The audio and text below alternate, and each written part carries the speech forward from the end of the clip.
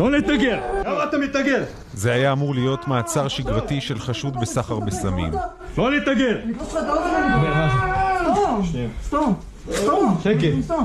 סתום את הפה!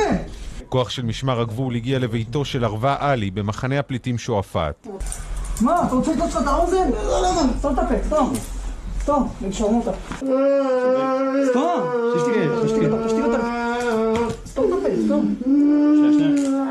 תחזיק לו את העצור הובא לבית המשפט כשהלחיו סימן של מגן דוד. במח"ש חשדו שהשוטרים הטביעו את הסימן בכוונה על לחיו. ממה היה הסימן בלב? מהשוטרים. ממה? מה שמו? לא יודע מה שמו, שמו לי על העיניים משהו, לא ראיתי מה שמו בדיוק. נעשה דבר כזה, נעשה לו בננה. בננה? בטח בננה. אני אוהב את זה. 5 עליי, עשו לי בננה, חזיקים ברגליים, בידיים, שמו את הראש על מה עשו, מה לא עשו. אתה כועס?